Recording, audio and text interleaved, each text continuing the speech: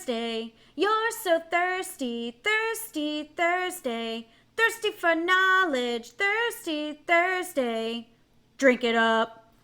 We're coming to the end of Fire Prevention Month, and I've given you some great tips already about what you can do to help prevent and prepare your property for a potential fire event.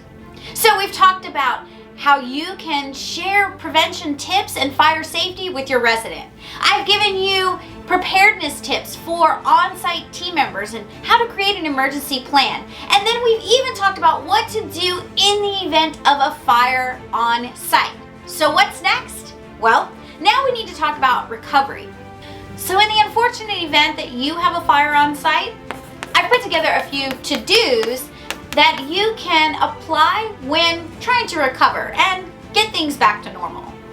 Keep in mind that during a fire, utilities may be turned off by emergency personnel. Make sure that you and your team avoid turning utilities on until the fire department or other emergency personnel have given you the go-ahead, or better yet, they do it themselves. Next, you'll want to secure the area, not only for the safety of your residents and team members alike, but also to help preserve the area. Many times when there is a fire event on site, understanding what caused the fire and maybe who's at fault is something that takes a little bit of time and a complete investigation. We're gonna duck the clothes. So you'll want to secure the area to ensure that any evidence doesn't get tampered with or moved around. Once you have been given the go-ahead by the proper authorities to enter and access the area, you'll want to take photos. Plenty of photos. Take photos of where you believe the fire started. Take photos of the damage that ensued. Take photos of the surrounding apartments that maybe weren't even damaged but are in the vicinity so that you can help prove what kind of damages occurred as a result of the fire and maybe what happened days after. Think about not only fire and smoke damage but also water damage. Remember, when they're putting out a fire, now you've got tons of water going into your building. So there's water damage as well. Photos, photos, photos. And don't neglect the power of a video.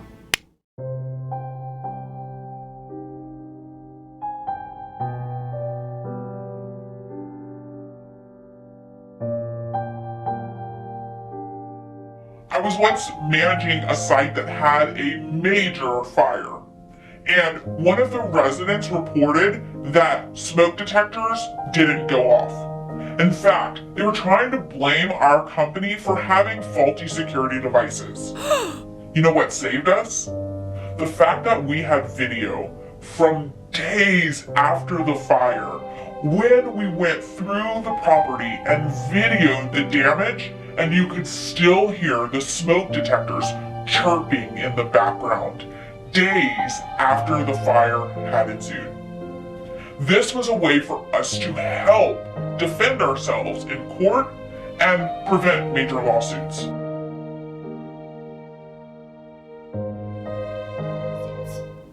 It's important that you do not take for granted the power of photo and video in a disaster event. You'll want to make sure that the necessary parties have access to this vital information. So be sure to create a folder and keep it on your desktop at your office. Make sure that you create a couple of different flash drives that have the photos and videos on them that you can easily give to insurance adjusters or even send to your corporate office. Make sure you have multiple copies so that if something happens to one, you still have something to fall back on. Ensuring that you have proper documentation about the events that occurred is key. So not only will you want to complete your own incident reports and record statements from your residents, but you'll want to get the report from the fire department, and you possibly will have to hire a fire investigator to really understand what happened and who is liable for the situation. So ensuring that not only you have these reports on file, you have multiple copies of them, but you also have the contact information of any fire marshals or fire investigators who came to the site is key because you might need those years down the line. Keeping in mind that your own safety and the safety of your team members is your first priority. Now you'll want to inspect the property for any structural damage. So whether you have maintenance team members, maintenance supervisors, or even a restoration service that you work closely with to now walk the property and inspect the areas, it's important that you determine, is there structural damage that might create a problem if you allow people to return to their homes. Understanding your obligation as a site manager or team member in the insurance process is key. So be sure that you understand what your obligation is and where you fall in line of actually reporting to the insurance company and speaking to adjusters. Once you have that thorough understanding, you want to get the ball rolling.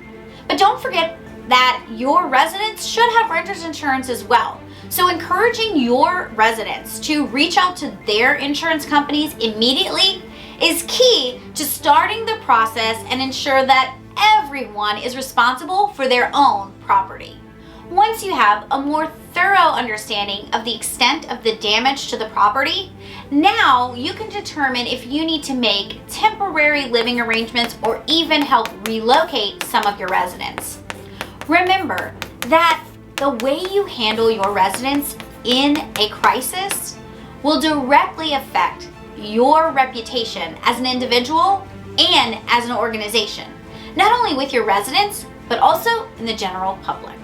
Okay, so you've secured the premises. You've taken your photos and videos. Yeah. You've gathered important reports about the events that occurred up to and during the fire event. Yeah. And you've helped place temporarily or relocated residents who were affected by the fire. Done. So now you want to take a full inventory of what was in the building or the particular apartment that was affected by the fire, so that you can ensure that when insurance companies and adjusters ask for the information, you already have it available, but also while it's fresh on your mind. So whether it takes you walking through the area if it's safe, or sitting down and really taking a good mental inventory of what was in the space, it's important that you put in writing a complete inventory of everything that was there. It's also a good idea that if you have photos that were taken prior to the fire event that you can include in that report and help prove what was there and what it looked like, you gather those and have those available at hand. The important thing is that you gather all of this information together ahead of time. That way, you're doing it while it's fresh on your mind, you have it available and accessible when someone asks, and it doesn't have to come straight from you. Anyone on your team who has access to that information or folder can distribute it. So you don't have to be called at all hours of the day and night or called away from a job that you're working on strictly to provide information that anyone else can provide. Communication is key when it comes to handling emergencies. So remember that you may have residents on site who weren't affected directly by the fire, but they live in the community and they've seen the commotion, and now there's going to be a little bit of upset in our business operations. So it's important that we communicate to our residents kind of what's going on and what they can expect in the next few weeks.